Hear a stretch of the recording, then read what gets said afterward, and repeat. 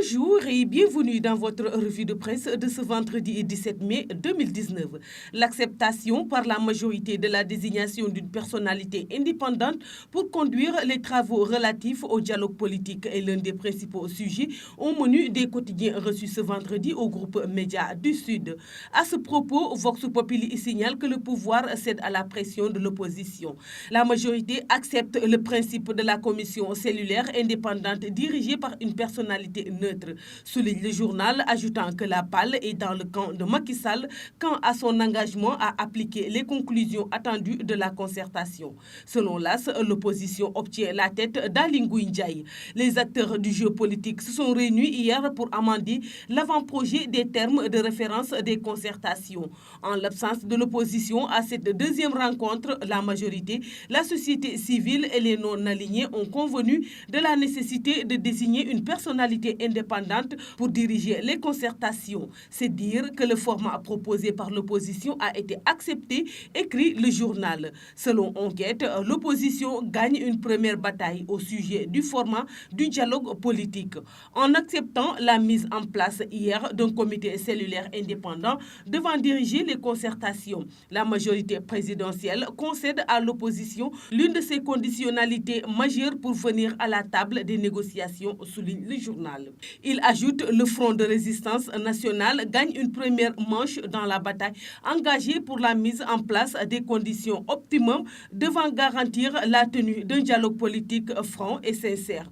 Enquête note aussi que l'opposition et le pouvoir filent tout droit vers des concertations dont la principale conséquence risque d'être un report obligatoire dans les élections locales. Les concertations entre les politiques, le parrainage, la révision exceptionnelle des listes électorales, les délais de dépôt des listes sont autant d'obstacles sur le chemin des élections locales prévues en décembre, écrit le journal qui affiche à sa une impossible locale. L'opposition tord la main à Macky, selon Sud Quotidien qui estime que les nuages qui faisaient planer le doute sur la participation de l'opposition regroupée au sein du Front de résistance nationale à la table des concertations sur le processus électoral convoqué dans le cadre du dialogue national sont sur le point d'être dissipés. Ces exigences préalables à sa participation au dialogue accepté, l'opposition n'a plus d'excuses, souligne Source A qui écrit « Fini les excuses pour justifier la suspension de sa participation au dialogue national. Le Front de résistance nationale a obtenu gain de cause. Les concertations politiques initiées par Macky Sall seront dirigées par une équipe composée de personnalités indépendantes.